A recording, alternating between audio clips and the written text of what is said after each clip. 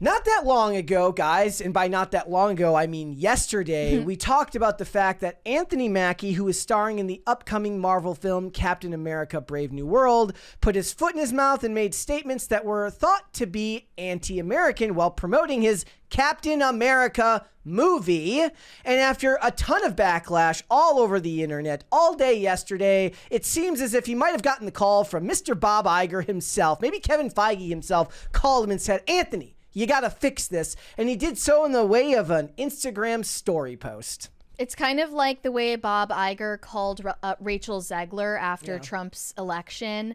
And he was like, hey, you need to apologize to all of those Trump voters that you called We need their money. Pieces of human garbage yesterday because we kind of need their money. Yeah. But here was his Instagram story post, clarifying, but really backtracking his previous comment about Captain America not representing America. He said, let me be clear about this. I am a proud American, and taking on the shield of a hero like Cap is the honor of a lifetime. I have the utmost respect for those who serve and have served our country. Cap has universal characteristics that people all over the world can relate to. What's weird is, so the number one way that people seem to continually try to purposely misunderstand that is they think that people who are critical of what he said yesterday are conflating it with Captain America being synonymous with the government, as I tried to put into painstaking detail yesterday when I explained the way Captain America and Nick Fury differed on their perspectives on Project Insight and the use of force, premeditated force, premature force against people who had not committed crimes yet, terrorists in theory. They had very different ideas about concepts of freedom and security, and that's okay. That's a good thing. He often comes face to face with the government, but that's not what Captain America is supposed to represent. He is supposed to represent the best of American ideals, and even a character that was created as wartime propaganda has evolved to mean more than that. You don't represent the U.S. government, because nobody in the real world, nobody in their right mind would want you to be somebody that represents the U.S. government. Everybody knows that the U.S. government, like every government, is corrupt on some level or not. What they want you to represent is the people, the ones who are often left behind by the government. And I think that it's stupid that people conflate this and do so, I mean, maybe on purpose, maybe they just are thinking on a different wavelength. But I think actually a lot of people probably agree.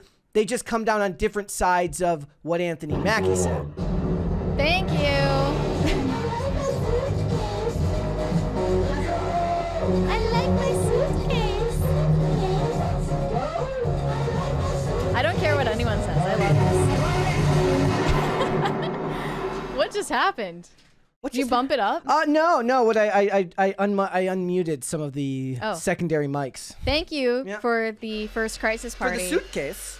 I think it's pretty clear that Anthony Mackie's remarks, they mark a deliberate steering away from what was originally intended with this character. Do you know what year the Captain America was first created? 40s, I believe. In the 40s. I could be wrong about that, but I thought and that's why you say wartime propaganda. Yeah. Okay. Look, and it can evolve over time, and that's fine. He has punched Nazis and communists. Yeah. People always tend to forget that he punched communists. I saw Adrienne Curry tweeting about this, saying, I hope this bombs into oblivion. I sat on a panel with Stan Lee telling a crowd that Captain America is the living embodiment of the American spirit.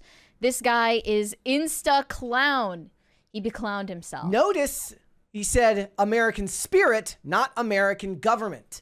In fact, it's probably I think there's some intentional obtuse. Or it's a Rorschach test. It's like you see what you want to see. Somebody hears America and they instantly think American government, or they instantly think Captain America as a representative of American politics, not representative of the American people who he is protecting. Mm-hmm.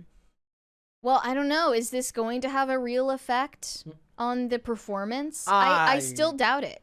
Look, the movie wasn't projected high anyways. I mean, the box office, the opening weekend box office, started flapping his jaw. The opening weekend box office was over under $100 million anyways domestically. So it wasn't looking for a great opening, and $180 million or $100 million doesn't go as far as it did 10 No. years ago.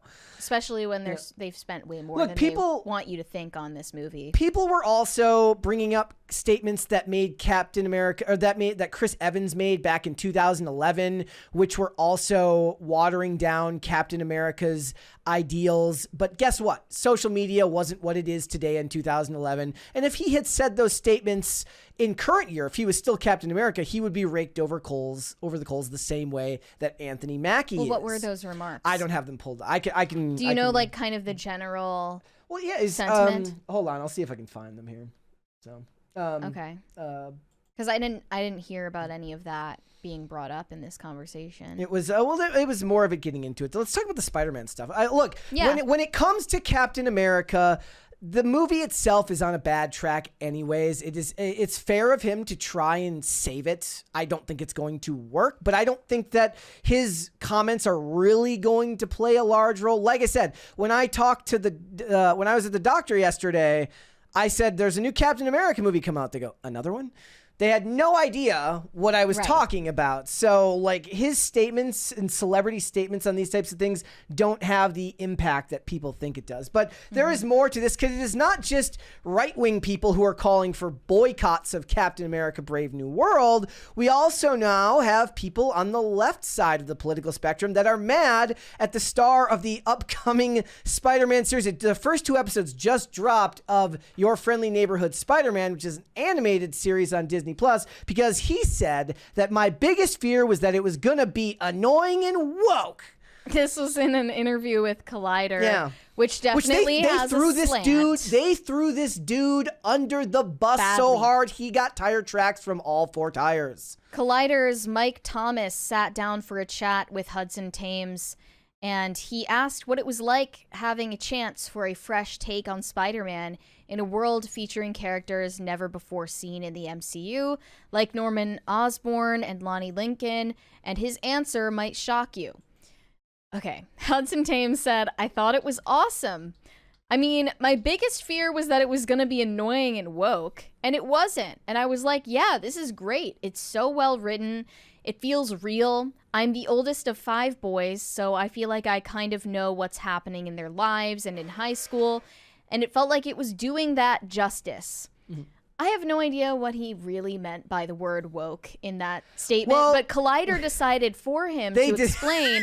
I'm telling you right now, they threw this kid, he's not a kid, he's 30, but they threw him under the bus. They say in this article, woke is a term which is more often than not used as a dog whistle for racism and sexism in entertainment fan bases.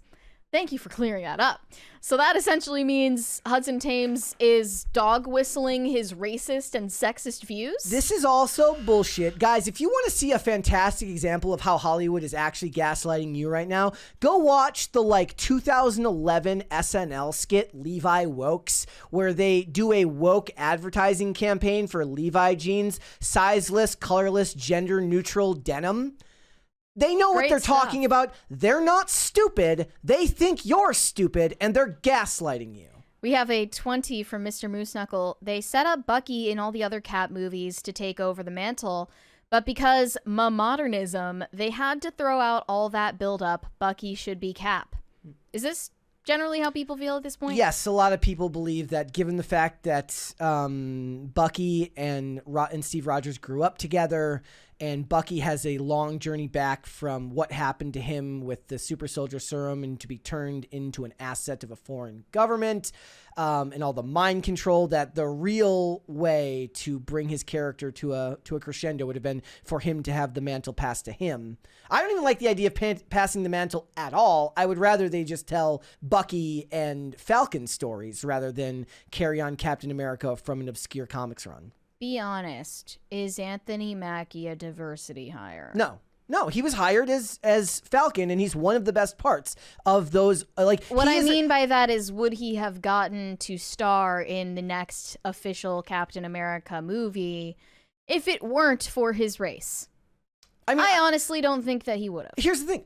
They did a Shang-Chi movie. You're telling me you can't do a Falcon movie? Falcon had way more pedigree and way more clout than Shang-Chi did with the actual traditional Marvel fan base, or I'm sorry, the MCU fan base, meaning that the moviegoers, not the comics fans, right? So all the people who watched the MCU up through in Endgame know who Falcon is because he's so closely connected to Cap, and he had great secondary roles. Now, if I'm being honest, I never thought of him as a lead in one of these movies. When I think of like a great character that came in as a lead or who started out as a secondary character that became a lead, it's Chadwick Boseman as Black Panther, who comes in Captain America Civil War and has an unbelievable debut, has one of the best line deliveries at the end when he's talking to Zemo, and then transitions into making his own solo film and does so very, very well. Anthony Mackie didn't feel like he was coming in to play Falcon to then transition into making his own movies. He felt like somebody who was there to really draw the best out of Captain America's character. Now, that's not to say that he couldn't have done it, but Bucky had a much more clearly felt storyline. Like, you could see it. Like, if the idea is, like, you can ask a normie, like, which one of these seems like it's the one that's going to transition into their own movie, it's Bucky. Back to Spider-Man, I did find the left-wing response that you were referring to.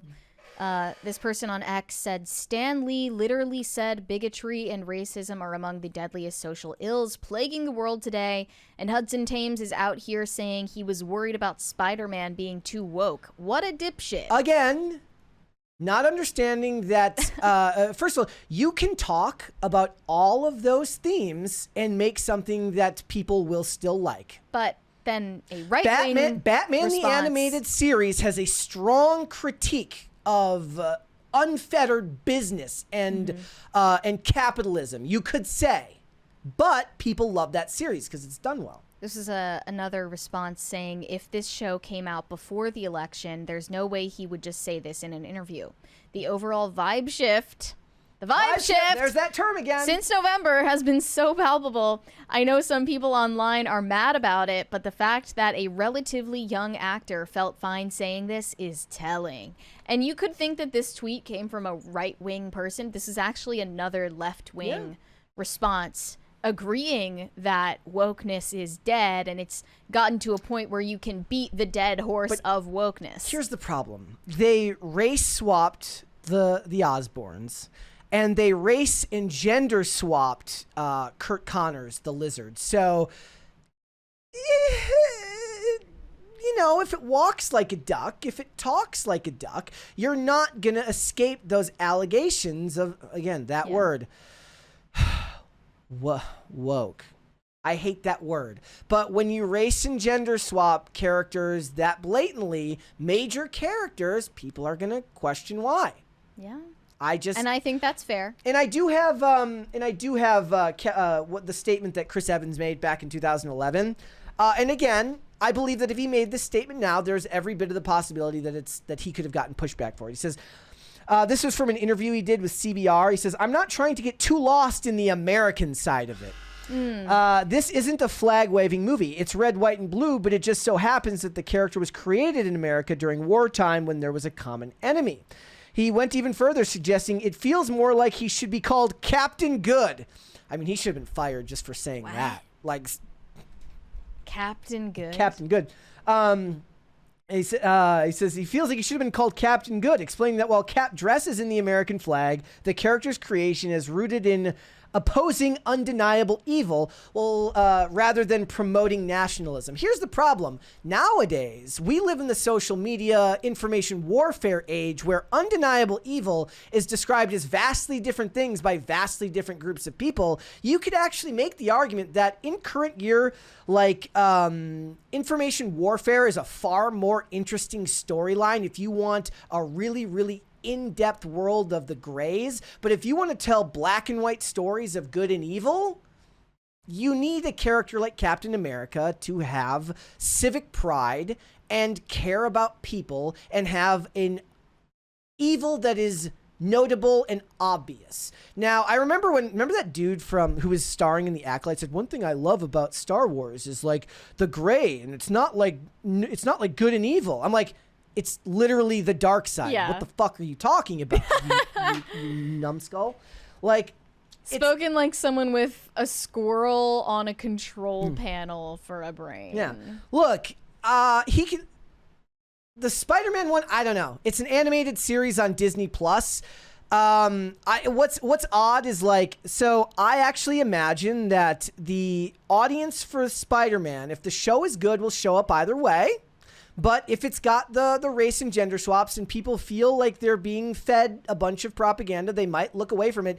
But the audience might be more uniquely hurt by his statements because it's a uniquely online audience. Yeah. Whereas the general audience that's going to go see Captain America probably has no idea what Anthony Mackie is talking about. It would be really funny if they did like a bunch of reviews where they go into it and they get there and they're like, the hell is Steve Rogers? But they like the movie anyways. So I'm still going to go see it. It really did annoy me yesterday, as I've told you guys endlessly. Like, look, I'm one of those people where actors say stupid shit, doesn't bother me. It's a little bit more dicey when it's directly related to a movie they're making. Like, I can forgive an actor who has, like for instance, we talked about Lady Gaga earlier, having that good take. She's also saying a bunch of stuff about Trump and a bunch of, like, Madonna, right? They could say all the stupid stuff they want about Trump. I don't care. It's not connected to their work. When the stupid stuff they're saying starts connecting to their work, it may not stop me from going to see it, but I get why it stops other people from going to see it. Thanks for watching. Listen to full episodes of Pop Culture Crisis on Spotify. Keep up with us on social media and make sure you subscribe and ring that bell so you never miss the show. Bye, guys.